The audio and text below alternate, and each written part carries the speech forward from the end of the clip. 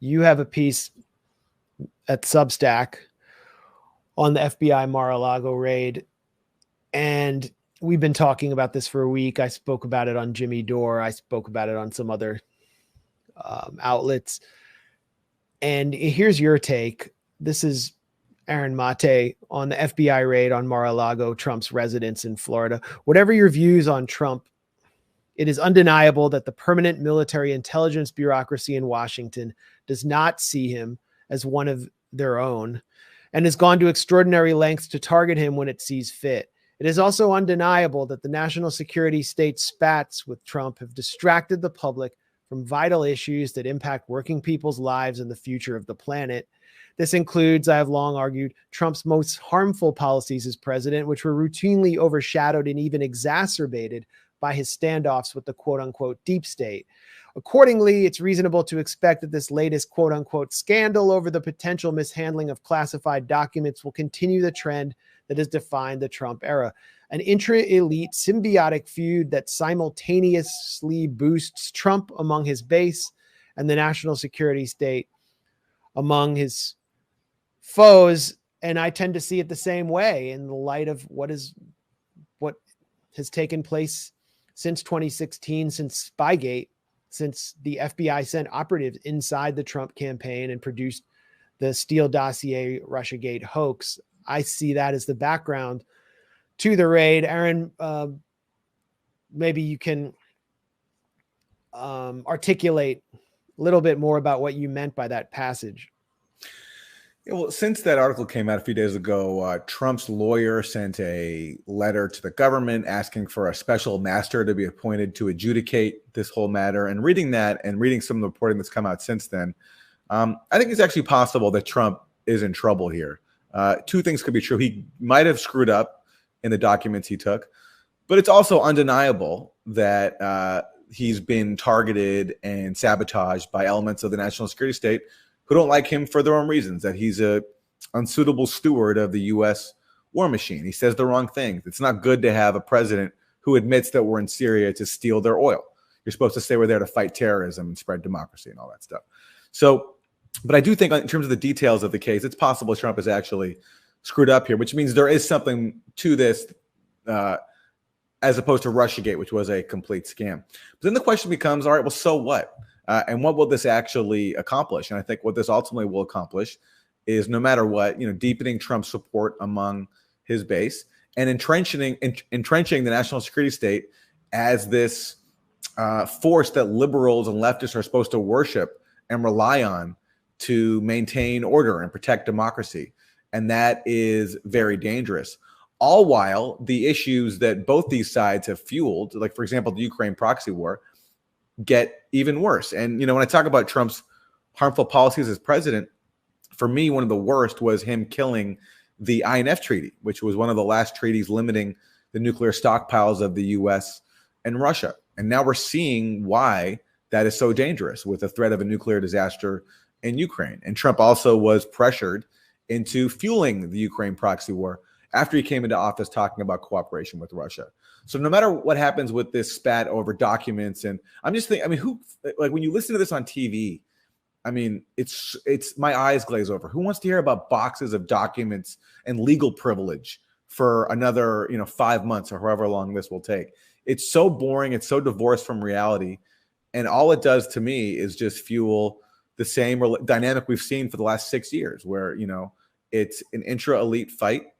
And for liberals and leftists, their agenda becomes synonymous with whatever the FBI and the CIA deem to be in the interest of national security. And on that front, nothing's been confirmed yet about what's inside those boxes. But based on what I've heard, I'm pretty confident they have to do with Russiagate. And I'm pretty confident that there are people in the FBI don't, as you talked about, don't want those documents to get out, understandably, because they perpetrated a massive scam on the world. This whole thing of accusing Trump of being a Russian asset and a Russian agent. And all that needs to be weighed when talking about this new quote unquote scandal. Well, two questions there. Number one, if the documents dealt with sensitive nuclear secrets, why did the Justice Department wait 2 years? And question number two, to what is it possible that these documents could have in fact related to Spygate, per the reporting of the pro-Trump reporter John Solomon, who has some role in reviewing the archives, was given, I think, by Trump some role in presiding over the archives.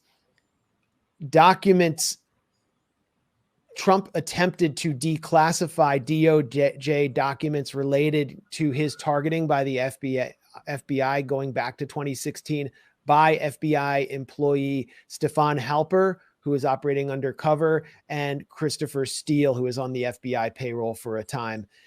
And Mark Meadows, the White House chief of staff, signed off on those documents to go to the DOJ for public release after declassification by the president, but the DOJ never released those.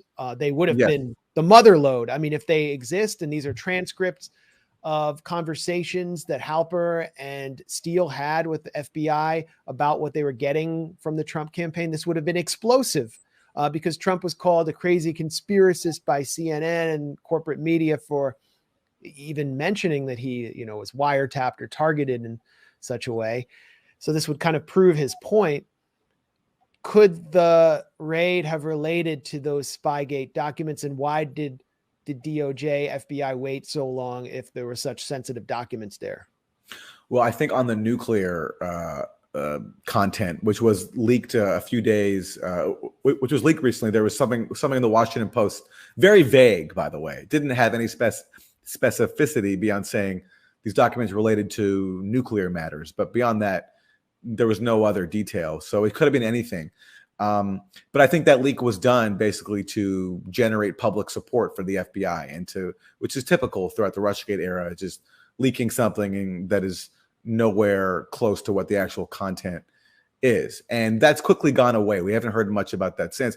And by the way, the idea that Trump would have the nuclear codes with him and he could do something with that, he could set off a nuclear bomb from Mar-a-Lago. That's just a joke. So I think that was a scam, if I'm guessing.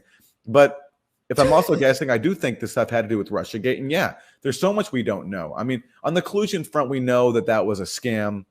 The FBI relied on the Steele dossier. The FBI claims the Steele dossier didn't influence the opening of their investigation.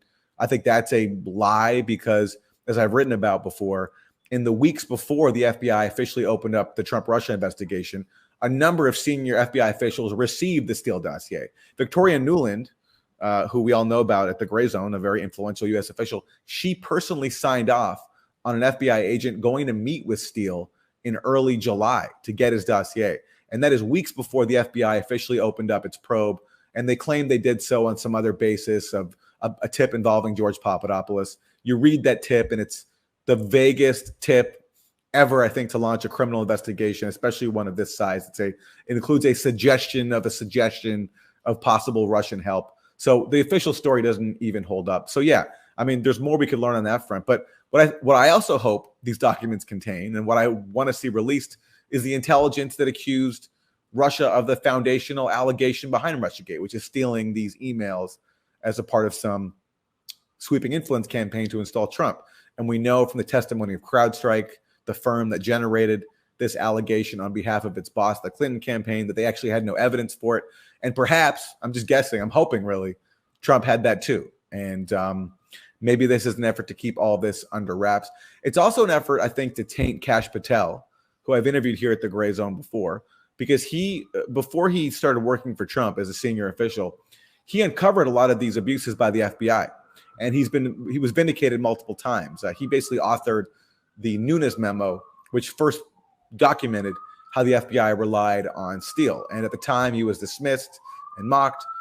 He's since, of course, been vindicated on that. And he's still close to Trump. He's been given some authority with Trump to deal with these documents. And I suspect also this investigation is an effort to tie him up and taint him and perhaps limit his access to some of these documents. I will say Kash Patel makes the argument that Trump declassified all these documents, so the FBI has no business taking them.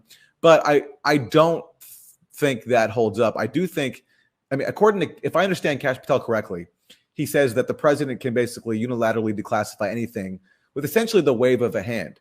But I don't think that's true. I think you have to go through a process. And this is where Trump and his people have some responsibility, because basically, that declassification you mentioned involving Mark Meadows, it happened like the last day of Trump's presidency. So basically, Trump left it up to the next administration to declassify documents that would completely embarrass the FBI and the Democratic Party. So that was a huge own goal by Trump. I don't know why he did that. Is that just incompetence, or was he scared to do it while he was still in power?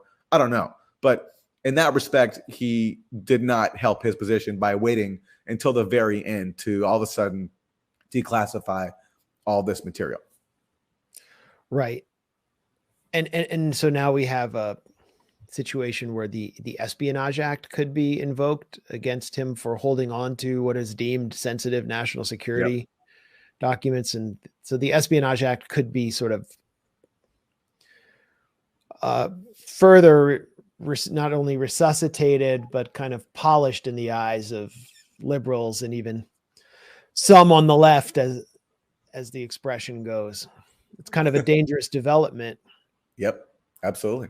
Absolutely. I mean, it's been used to target Julian Assange, Chelsea Manning, John Kiriakou, many other brave people. Eugene Debs.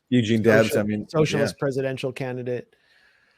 And now the bad orange man. So it's okay. The Espionage Act is okay. What did you make of this tweet by Marjorie Taylor Greene? The FBI's political targeting of President Trump is the same type of thing they did to MLK. They always abuse their power to take down their political enemies. Well, I have to say I agree with some of it. I mean, I think what they did to MLK was a lot more malicious, because that could entail being directly involved in his assassination, right? I think there's fair grounds to expect that. But again, this is an example of where people on the right and people who say nutty things, like Marjorie Taylor Greene has many times, are on some key issues, some, I stress, a lot more sensible than anybody on the professional Democratic left. That's just where we're at. Now, I wish people like Marjorie Taylor Greene could apply their skepticism of the FBI equally, because unless I've missed it, I haven't seen them denounce the FBI raid of the African People's Socialist Party, right? That hasn't happened yet, as far as I know, on the MAGA side. So if they're really serious about holding the FBI accountable, they'd be doing so when the FBI targets people on the left and not just on the right. And I've seen no one on the right or in the Democratic Party denounce this attack on the African People's Socialist Party. An elderly couple in St. Louis, the leaders of the party, their home in a low-income neighborhood, targeted by the FBI. There's drones, flash grenades. The FBI agents pointed laser-guided weapons at them, stole their material, put them in zip ties. I mean, it's, there's been no outrage about that. Well, that was related to, it was also inspired by Russiagate hysteria, because the chairman of the party was said to have had 2 meetings with a person that the Department of Justice says is a FSB operative. I don't even know if that's true, but he planned some conferences in Moscow that were like in support of a multipolar world. And then this Uhuru Party, Black Socialist Party, initiated a press conference explicitly supporting Russia's war effort in Ukraine, which is kind of like taunting the man. And then they came for them. The indictment, I mean, I read parts of it. It felt ridiculous. And why was this enacted? Well, one reason could be that this party ran a third party candidate for mayor in St. Petersburg, not St. Petersburg in Russia, but St. Petersburg, Florida. And he got 2% of the vote. Got 2% of the vote from Black residents of St. Petersburg, which is a huge threat to the Democratic Party. That 2% is something the Democratic Party would see as a major threat to in a close race.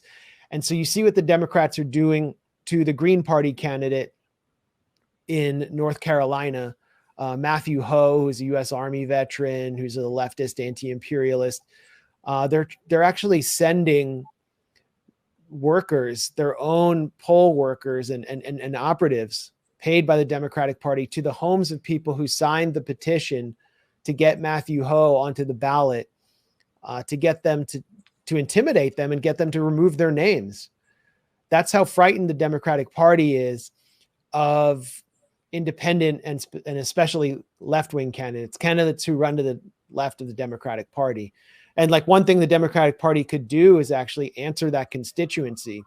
The same people who voted for Jill Stein in Michigan, who were blamed for Trump's victory, who would have never voted for Hillary Clinton because Hillary Clinton was a hawkish neoconservative corporate candidate. So Jill Stein was a protest vote. They don't get it. But here's the point that I'm making is that the FBI is being used as a political tool, has been used as a political tool by one political faction, a partisan tool, Democratic Party. And of course they have right wing, they're right, like FBI has local offices and bureaus that don't always answer to Washington. And some of them have their own culture and they may have a more Republican or pro-Trump culture. We saw what happened in 2016 with the announcement about Hillary's emails and that Anthony Weiner might be under investigation just 2 days before the election. And that was blamed on a pro-Trump wing of the FBI. But you see the FBI acting out in ways against the Trump faction of the Republican Party that clearly appear to be politically based and remind me distinctly of what the FBI did to sustain the fear of the so-called war on terror in order to justify its budget and bureaucratic priorities by framing hundreds and hundreds of mentally disturbed young Muslim men in terror plots that the FBI itself manufactured. Aaron, I see you have something on screen. We'll get to it in a second, but yeah. I wanted to just, continue on this rant by going to Michigan, which is a key battleground state that Hillary Clinton lost, delivering Trump the presidency. And in 2020, a plot was enacted by the FBI that actually helped swing the US election. And it was to target these oath keepers and 3%ers. And the same way they targeted young Muslim men during the war on terror and guide them into a controlled terror plot to kidnap and or kill Michigan Democratic Governor Gretchen Whitmer, close ally and proxy of Joe Biden. Not only that, they stormed the Michigan state capitol in an anti-lockdown protest and helped kind of cast all of the opposition to the destructive COVID restrictions in a partisan and culture war framing. And here's the deal. Julie Kelly is a right-wing reporter who's been covering the trial of these men in Michigan. They were all found guilty as the judge just completely tilted the scales in favor of the security state.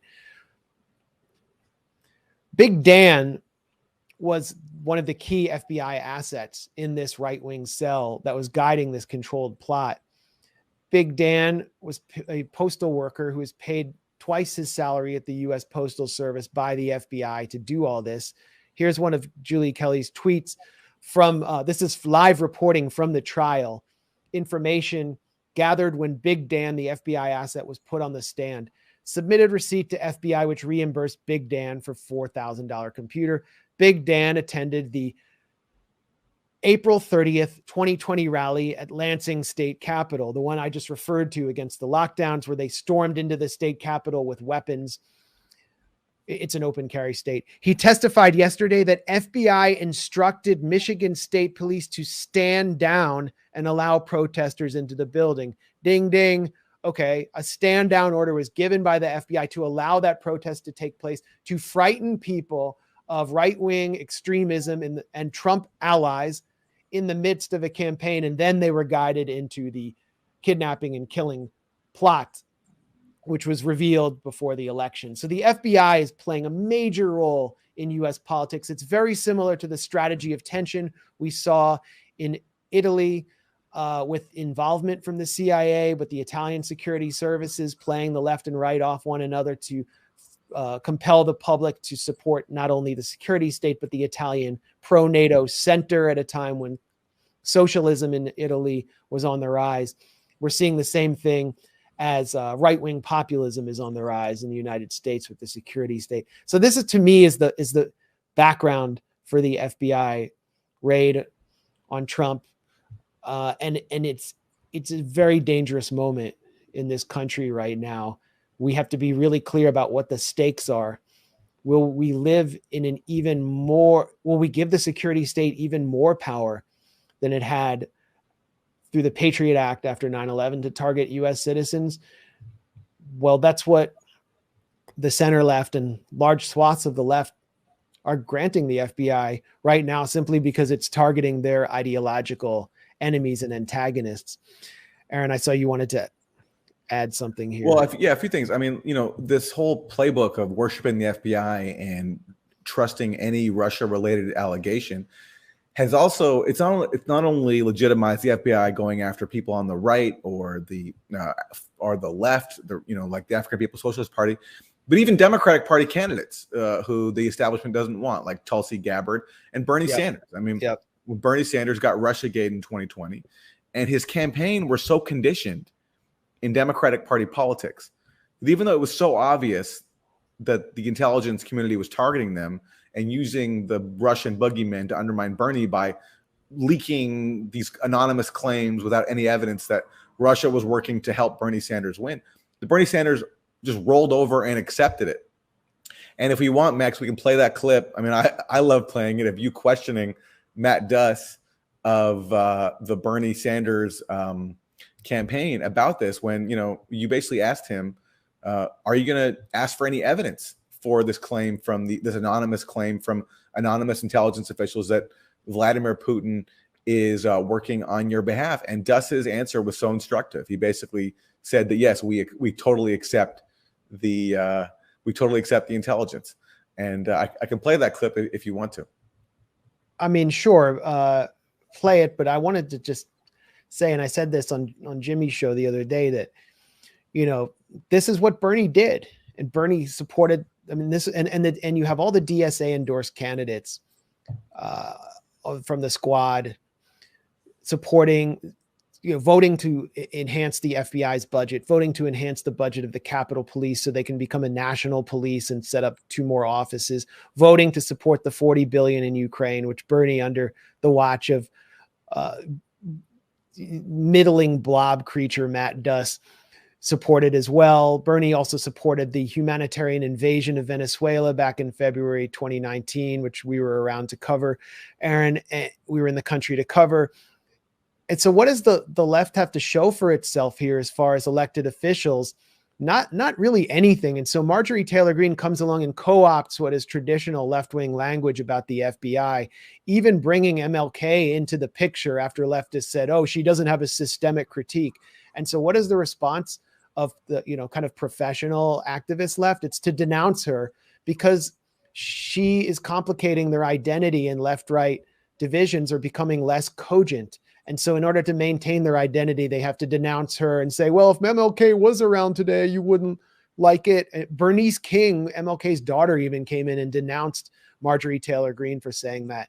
Well, I'm not saying to go out and form some giant alliance with her, but it's important to have elected officials at least speak out about the FBI's traditional role and the role of the security service in subverting any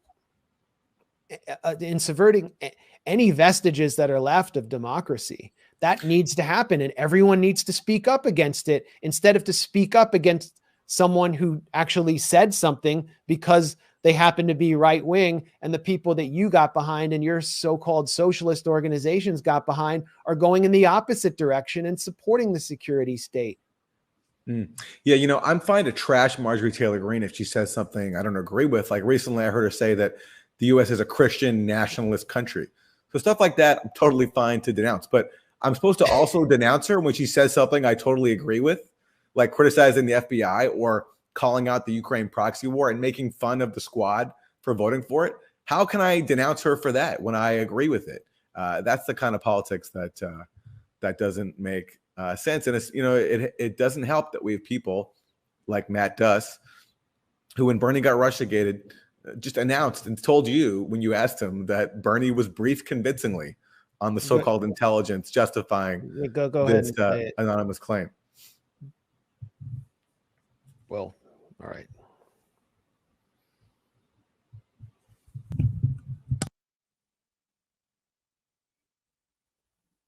And we've also heard that that Russia was interfering for Bernie Sanders, and the campaign's response has been to, in the words of Ro Khanna, trust the intelligence agencies, including apparently people who operate clandestine fashion.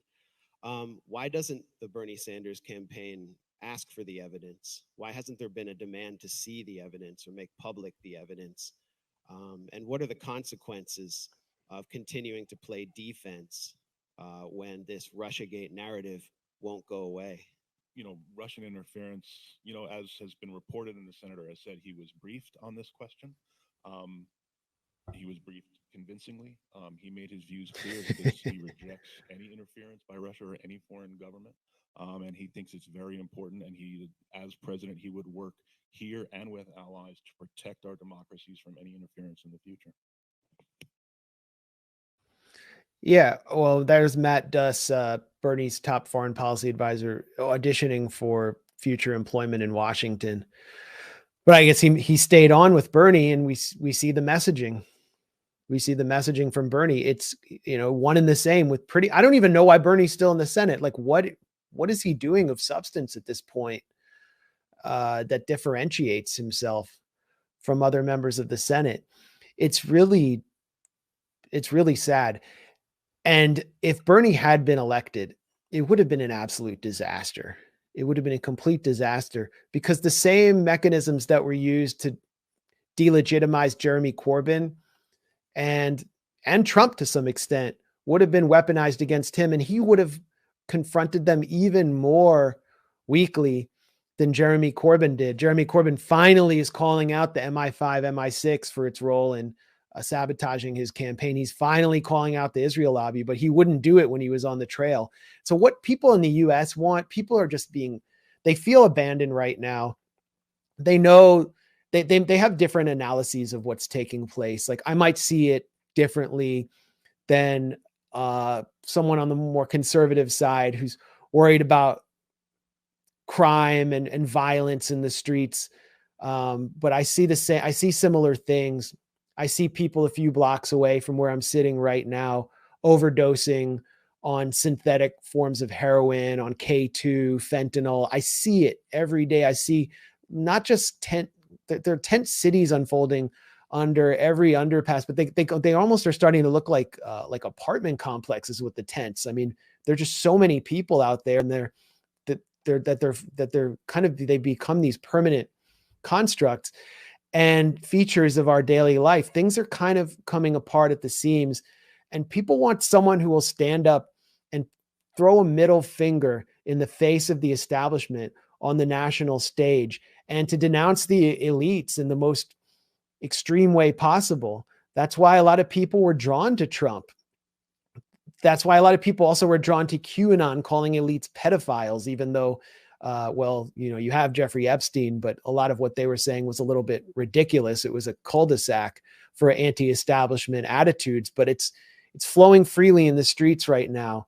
European security services are preparing for basically cost of living riots in the winter, as we discussed with Mark. And in the US, from the left side of the political spectrum, there's very little resistance or anger from any elected official that I can detect about what's taking place.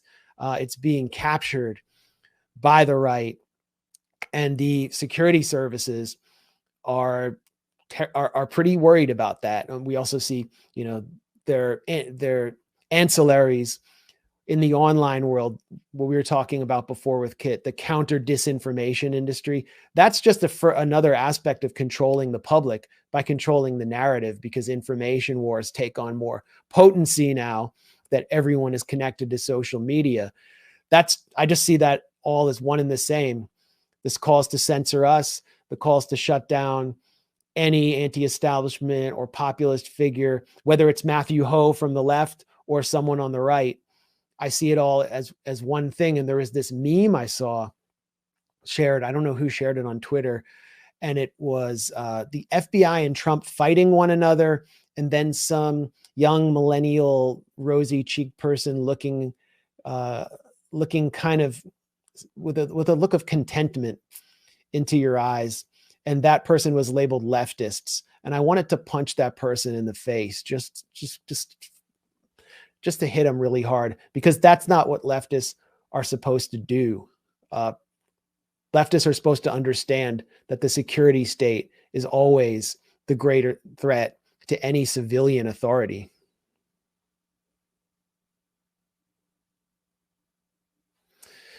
Aaron is muted, or?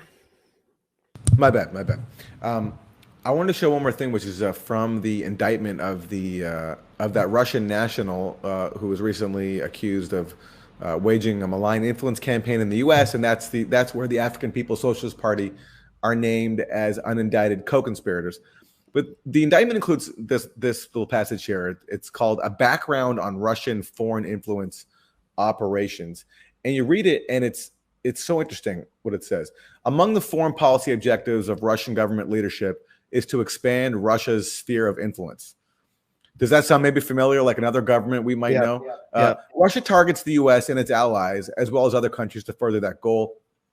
Through these influence operations, Russia attempts to shape foreign perceptions and to influence populations by, among other things, seeking to create wedges that reduce trust and confidence in democratic processes, degrading democratization efforts, weakening U.S. partnerships with European allies, undermining Western sanctions, encouraging anti-U.S. and anti-Western political views, and so on and so on.